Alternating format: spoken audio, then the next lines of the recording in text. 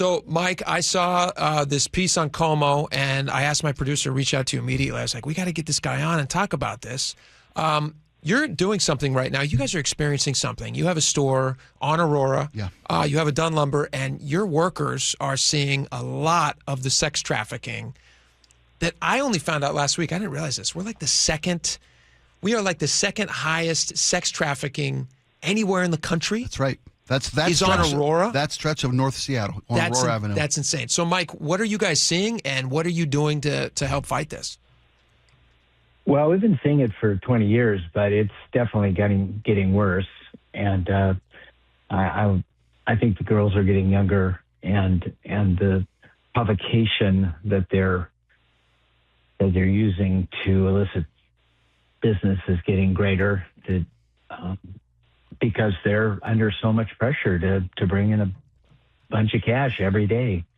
$1,500 to $3,000 a day. It might be 10 different men, and the pickings can be slim at times, and they're in deep competition with each other. It's really hard. Can you tell us? You said you've been seeing this for 20 years. I mean, Spike, I know you've been here a long time. I've been in Seattle a long time. I don't live in Seattle proper anymore. My family and I have since moved out. I think it's safe to say I've driven that stretch of Aurora Avenue basically daily for nearly 40 years. Yeah. Yeah, and I've been at least a weekly driver on that road since the early 2000s. Yeah. And you're totally right. Like, it's kind of turned into something. Well, it's more intense now. It used to be those seedy hotels, and then when those kind of went away. Well, when they became a problem, a frequent stop of sex trade, the city's solution was to get rid of the seedy motels, not get rid of the sex workers or the pimps that are shooting up neighborhoods. In fact, the city, 4 years ago, stopped writing tickets for solicitation, stopped having the cameras. The no loitering, your license plate's being recorded, letters are being sent to your house if your car is frequenting this area. The city stopped all that.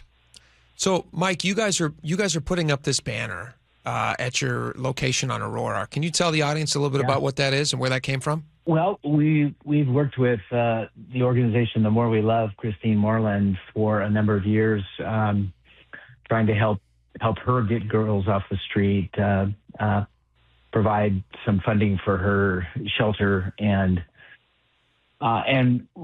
she's the one that came up with a marketing company, DNA Marketing, in order to provide this message. They did a deep study on what actually inhibits men from buying sex, and it's pretty much the only thing is the fear of being found out by someone they care about. And so that's what this whole marketing effort is about.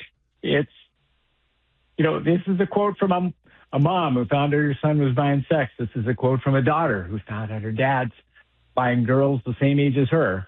And it's the idea is, oh my gosh, somebody's watching me. Maybe I shouldn't do this. Yeah. Mike, I can hear you getting emotional talking about this, as anybody would. Oh, it's terrible. You lock eyes with a girl that is 15 or less. And, she's got this sad face, and she's half hoping you're going to solicit her. And it's tragic. I've got 5 granddaughters, 7 and under, and I just can't imagine what it'd be like to lose them to something like that. And that age number that you said is what I've seen, that the average age when they're, because children cannot consent to this, and those are children. So they are being forcefully put into this. 14 years old.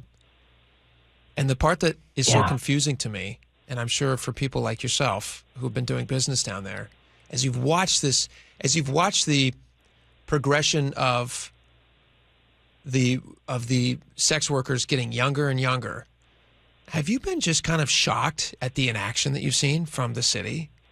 What has that been like? Yes, and it's so hard to believe that people actually think that these girls made a choice to get out there and do this.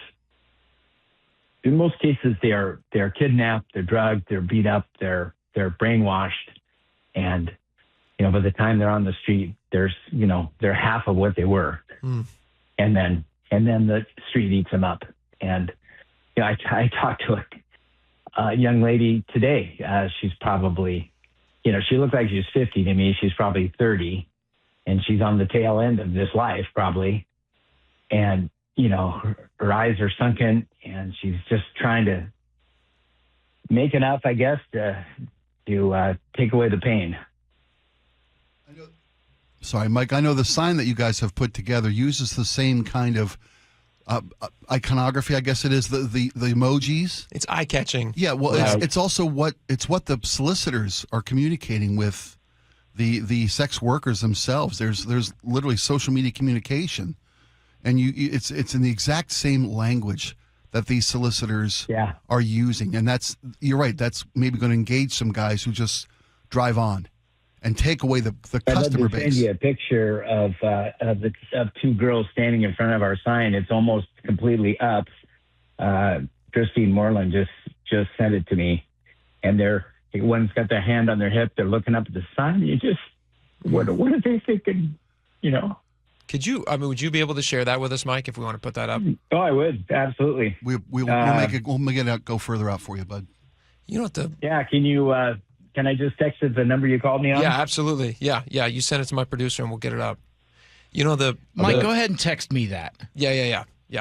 The emotion, Mike, that I'm hearing from you, it's inspiring because a lot of us, especially in the business that we're in, like Spike, you and I, our job is to kind of look at these stories, talk about them in some depth, but we have a lot of stuff that we cover. And we're able to move on from them with other things grab our attention and our priority. Well, that's the job. But you talk to a guy like yourself, Mike, who you're just out there trying to sell lumber, and you see these girls who their souls are being stolen from them, and you have to figure out how to still go in and do your day's work and provide for your employees so that they have a good place to do their day's work. And all the time you're watching as these people are these lost souls are stuck right there out in front of your business. That is a hellish, crazy world that you exist in. But thank you so much for fighting it like this. And it's such we're all rooting for you and also for the city to step in and finally to do something about it. But they would not be doing something about it. Just like the Johns who are trying to pick up these women. It's the shame that we're putting on them, that people like you are putting on the Johns and also the city, saying like, shame on you guys for allowing this to happen. Because if not for that pressure, they have shown that they have no interest in cleaning this up. Yes. Hey, Mike, real quick, I know you have multiple locations. You got one up at Edmonds, got one on Lake Union. Have you noticed a drop in business at your Aurora Avenue location because of the city's lack of effort here? I don't think so. I think my customers are still trying to get in and deal with things as they are. I mean, they've got business in the area. It's a convenient location. That isn't my main concern. I know it's not your main concern. I was just trying to figure out maybe something to catch the city's attention. You're making it hard for businesses to do business. Yeah. Well, that's true. That's true. There are times when you can't go out the front door because there's something happening on the street. You just have to go back out the back door. That's crazy. Mike Dunn, owner of Dunn Lumber, we really appreciate it. We'd love to get back in touch and find out how this fight's going. Can we check back in down the road? Oh, love that. All right. Appreciate it, Mike. Thanks, Mike.